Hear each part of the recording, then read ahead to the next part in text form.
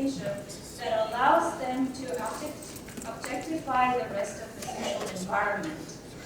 Other people, however, although lacking a space of their own from which to apply strategies, are not merely passive objects of such subjects. On the contrary, they are agents who constantly manipulate events made proper by strategists in order to turn them into opportunities. So, and these other groups of people who lack that kind of will and power develop their own tactics to survive in the imperial context or in a stressful social context, I would assume. And I think, without those people who develop those strategies, there would have been no people with those tactics either. So, yeah, it's not to say that all these problems lie onto the Japanese, what we associate with Japanese today, but the military system gave the social environment for the people in the Japanese empire, not only the Koreans, Chinese, or Japanese, or women or men, everybody included in that social environment to play their tactics and survive.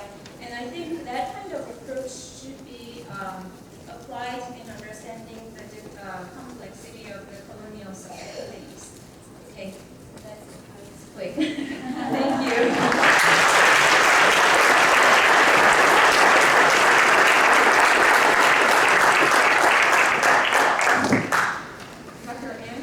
Directs the Douglas Honors College at CWU and has researched the relationship between women and state structures in times of crisis and in conflict zones. She has worked at the United Nations in humanitarian and development policy. She has lived and worked in Afghanistan, Pakistan, and Egypt, and is the author of Women Witness Terror, Testimony and the Cultural Politics of Human Rights, and has co-edited a special issue of the journal Discourse on the Future of Testimony.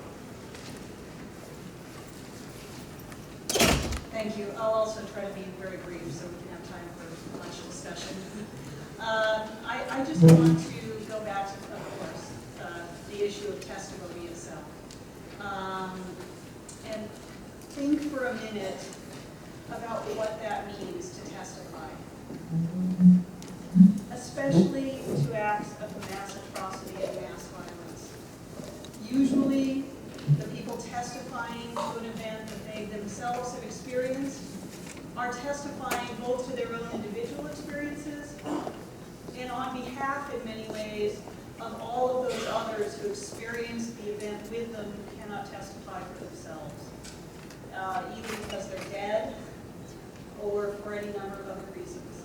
So testimony becomes itself a performative act that tells both a kind of individual story and a witnessing story to an event that is already past, that is always already historical. And often an event that history itself would rather forget. I want to also just think for a minute and really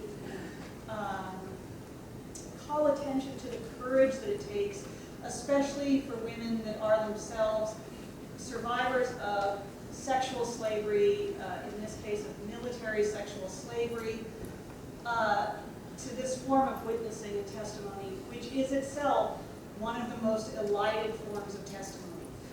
Even in many mass atrocities where you have testimony, it is sexual assault, sexual violence that the survivors themselves cannot or aren't able to testify to. It is often the most elided form of testimony. And so I just want to really call attention to the incredible courage it takes for any woman or man to come forward in a context where they are recalling this kind of incredible sexual violence.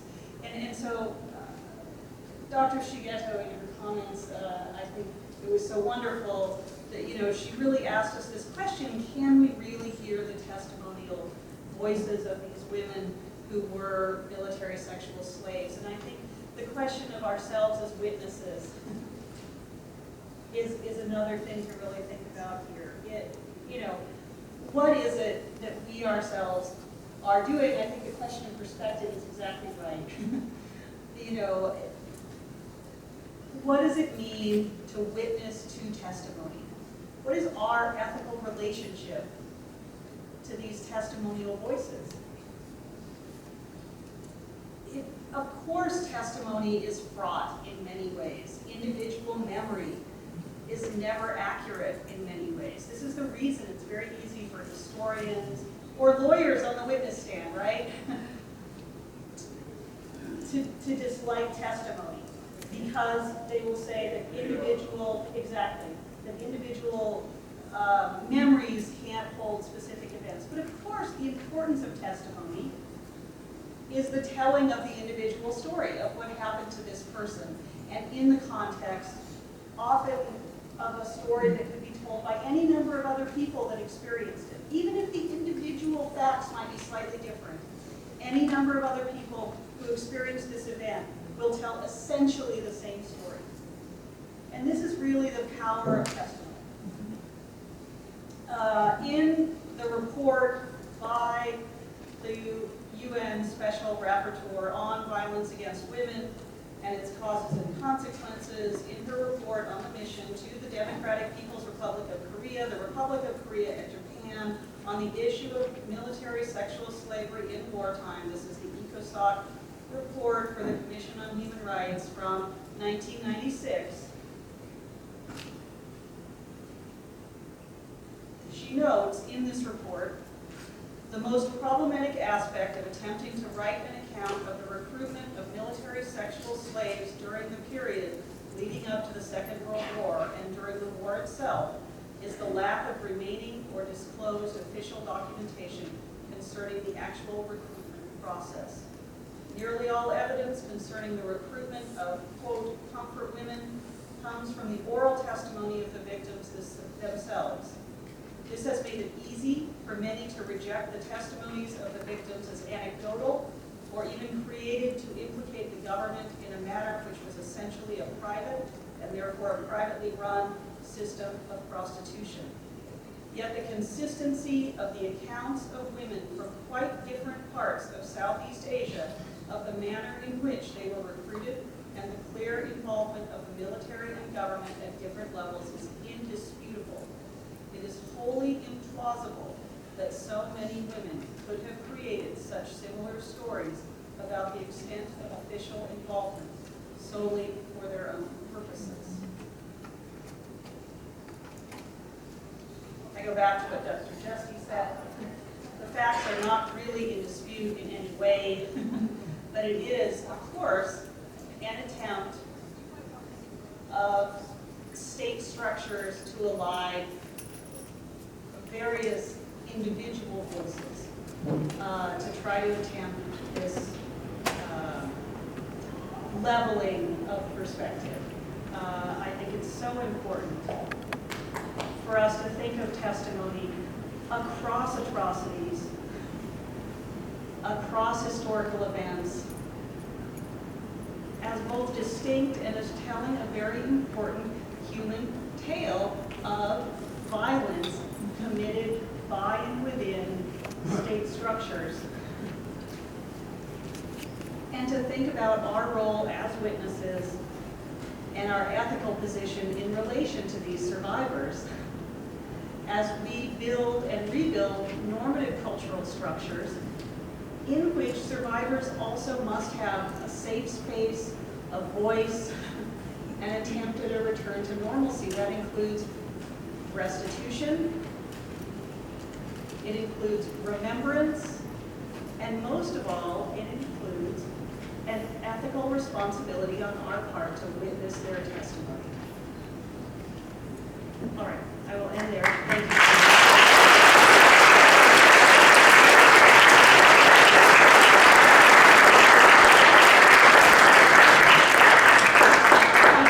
Tonight is Dr. Mark Fassbender, who is an associate professor of anthropology and museum studies here at CWU, where he also serves as director of the Museum of Culture and Environment. He She is the author of the book, The Accidental Slaveholder, Revisiting a Myth of Race and Finding an American Family, published in 2011. Thank you. I'm enormously grateful to everyone for coming, many who came from far away. And we look forward really to the testimonies and commentaries that we're about to hear from the audience. Elliot Scary reminds us that one of the functions of torture is not really so much the extraction of information as it is the erasure of voice, the imposition of the torturer's will. And we see this, of course, in stories going from the brothels and barracks and encampments we've heard of all the way up to Abu Ghraib and Guantanamo. How do we then, I mean, this challenge that I think the panelists have laid out to us, how do we, when those voices are threatened by erasure, how do we learn to listen, as Yuko said, beyond the range of our own hearing, going into the space of the cave that Devinder took us into, the Tree of the Butterflies story, that unnamed Korean comfort woman whose voice was never even asked for, yet whose presence endures almost in bodily traces from that question of the stroke. And the namelessness of this challenge reminds me of that striking moment in Eichmann's, in Arendt's, Hannah Arendt's Eichmann in Jerusalem. There's a witness in the witness box who, when asked his name, suddenly flips into another space. And in the witness box, suddenly he's surrounded by all the voices of the dead. And he says, here on planet Auschwitz, we have no names. I can't give you a name. There's another planet of the names, but here our names have been taken from us. And then, in fact, he tries to get out of the witness box. The prosecutor gets angry at him, and he collapses. He has a stroke. Now, Arendt dismisses this. That's not real testimony. That's not real evidence. She actually liked Nuremberg much more, but there was only written evidence left by the perpetrators, left by the Nazis. But of course, as Shoshana Feldman reminds us, this is the most eloquent form of testimony, the collapsing. There's a kind of impossibility when faced with the nameless, with those whose voices have been erased, and a performance is called for. And so I think that's something we need to remember. I mean, that I thought it was so beautiful that when Jay and the students and the faculty performed some of the readings, they tried to erase themselves, not to claim to act out or speak for those whose voices have been so distorted or oppressed, but kind of let the voices